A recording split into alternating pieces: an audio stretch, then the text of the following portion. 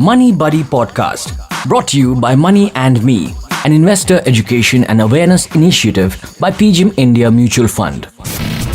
All right, let's get this show on the road. Welcome back to PGIM Money Buddy, everybody. Ahalya here, keeping you company for a short little while before CEO PGIM India Mutual Fund Ajit Menon takes over with his words of wisdom, unique insights, and very tangible action tips that you can take from in your own investment journeys. Now, to set the context for today's episode, I want to recall what we did speak about on a previous episode on the series, right? Which is the importance of a financial advisor. Now, I think that episode was pretty convincing because Ajit did make a very good case for why someone who knows what they're doing when it comes to wealth management, building your wealth, assets, etc., is a very important person and is not a role that should be taken lightly. Now, today's episode is taking that a step further. Once you find that financial advisor, that one person who's going to help you build your wealth and, enrich your investment journey, how do you make the most of that relationship? It's all about right place, right time, right person. Now, one can find inspiration in the most unseeming of places. And I think that happened for Ajit recently when he became a viral sensation on the internet, talking about how, you can actually learn lessons on making the best of your relationship with your financial advisor through the Mahabharata. All right, Ajit, over to you. Hello and welcome back to another episode of Money Buddy, and today I really want to talk to you about how to get the best outcome if you're working with an advisor. I know that in podcasts in the past I've spoken about the importance of having an advisor, but I have met many people who have advisors and don't seem to sort of feel 100% comfortable with dealing with them. I'm going to start with a little bit of a story that I wanted to tell you that actually was very surprising to me. It was a little video that I was talking in a conference which just went viral all over the countryside with friends and relatives sending it back to me saying, hey, we saw this video in our WhatsApp group. And it was just a little video in which I was talking about the different characters of the Mahabharata and what it actually meant, the esoteric meaning of the Mahabharata, so to speak. So just to give you listeners a quick peek into that, let me break that down for you. So we all know the story of the Mahabharata, right? It's such an epic that is close to every Indian's heart. We've heard the Mahabharata and the Ramayana, but sticking to the Mahabharata, when you think about the story and the characters, I remember my grandmother telling me that there's a Mahabharata inside of you. And the story is really telling you something about yourself. And so it was interesting to sort of explore this esoteric meaning of the Mahabharata. And here's how it goes. Think about Dhritarashtra, the blind king, as the character that you know. Well, Dhritarashtra represents your brain. Your brain is essentially blind. It doesn't take its own decisions. It sort of waits for all that it hears, sees, feels, perceives, and then it takes the decision that it has to. Exactly like Dhritarashtra was taking most of his decisions because of listening to his 100 sons, the Kauravas. And the 100 Kauravas are actually representative of all the negative emotions that every human being goes through that influences our brain, our mind. It's actually said that, Duryodhan represents anger and Dushasan jealousy and so on and so forth. So it's all the negative sort of emotions that a human being feels that is represented by the 100 Kauravas. Now, if you want to deal with this and you want to defeat the 100 Kauravas, then you obviously need the 5 Pandavas, right? And every human being, think about it, has just 5 senses. The sense of sight, the sense of smell, the sense of taste, the sense of hearing, and the sense of feeling. The 5 senses, we all know it. That's your 5 Pandavas, they're right there. And if you can sharpen your senses and work, on really building on it, you can defeat any negative thought that comes to your brain. That's the sort of concept that's woven into the story of the Mahabharata. And of course, then, you have other characters. You have Draupadi. Draupadi is purpose. Now, just by sharpening up your five senses, it's not as if you're going to achieve much. You need purpose and you need passion.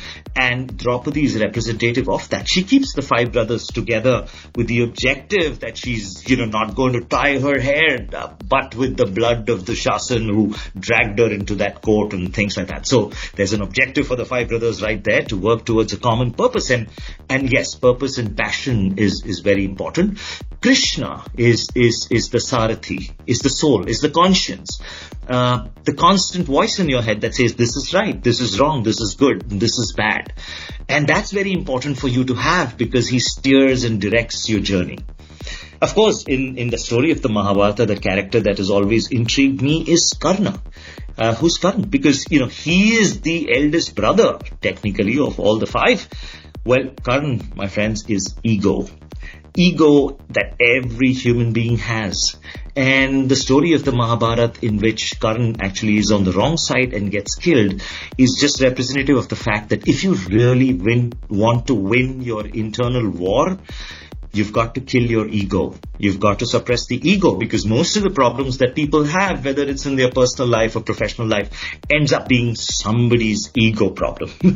So that was that little video that went viral, and I hope you enjoyed that little snippet about the esoteric meaning of the Mahabharata. And why have I been talking about the Mahabharata for this episode on how to work with your advisor to get the best outcomes?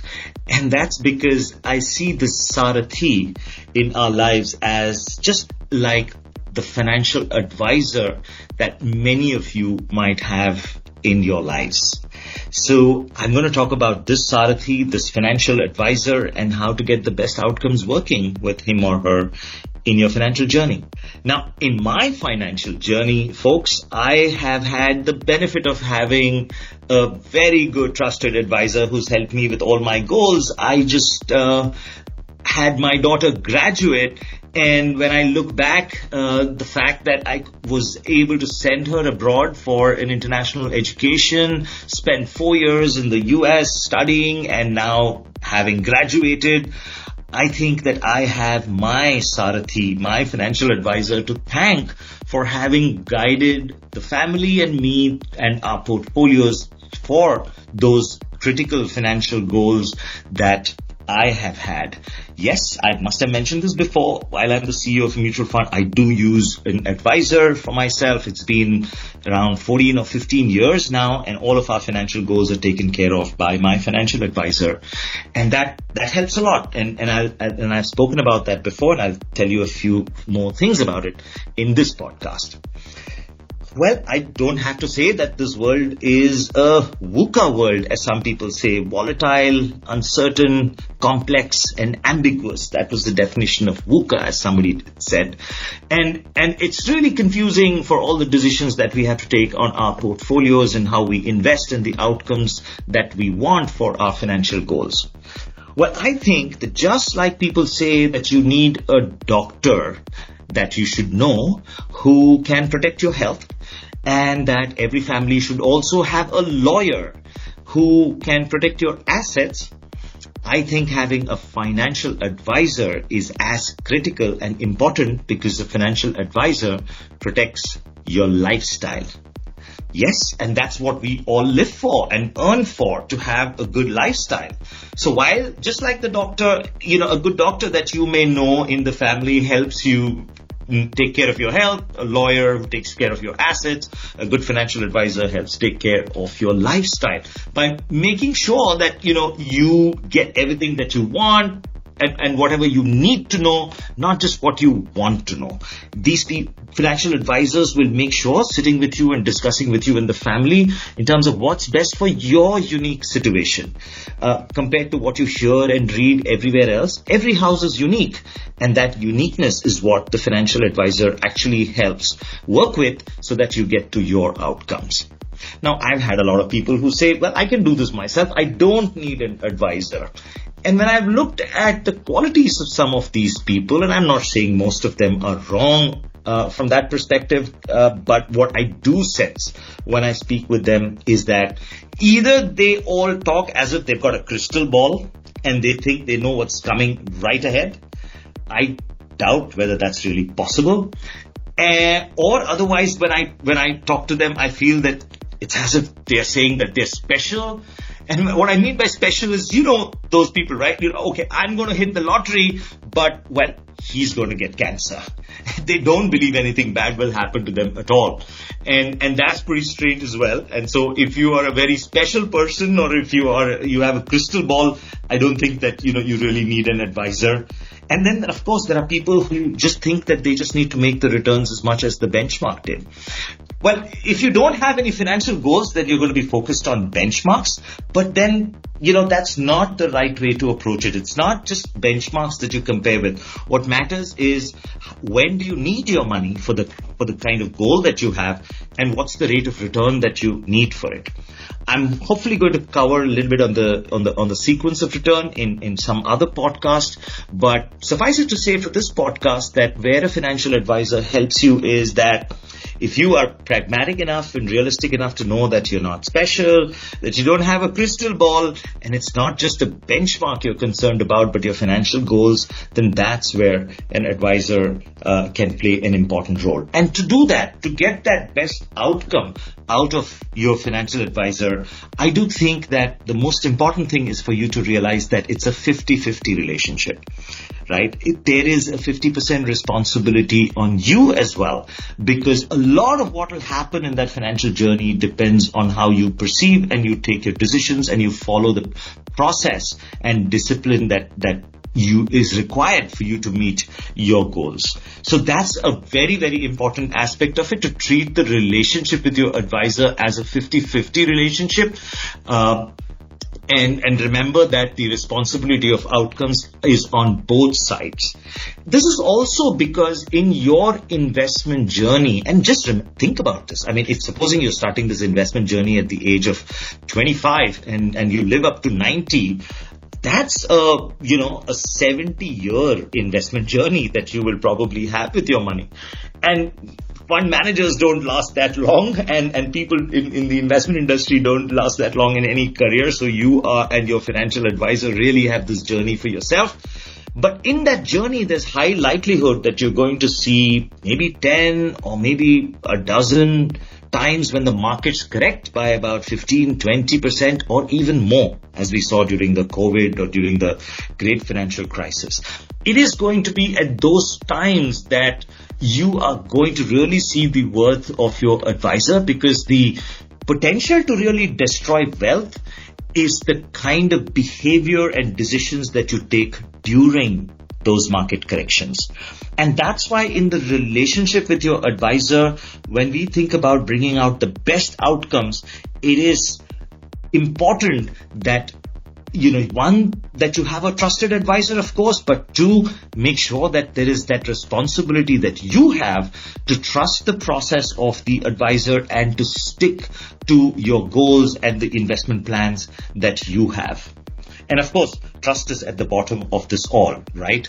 How do you know that you can, sort of trust the advisor? Well, that's a pretty fuzzy thing, and I can talk about trust maybe in some other podcast. There are some great studies that talk about how trust is built. But let me tell you this, and you know that many of you will probably be doing your own investments online, direct, and those are all good things. If you have the time and if you have the expertise, you must do that. I would always recommend a good financial advisor, and I trust them. And I think the reason for it that I would tell you is this, that, well, a good trusted financial advisor is occasionally going to say, I don't know. You will have questions about markets and you will have questions about your investments, and it's not as if he or she may have all the answers. When you have your advisor tell you, you know what, I don't know the answer to that.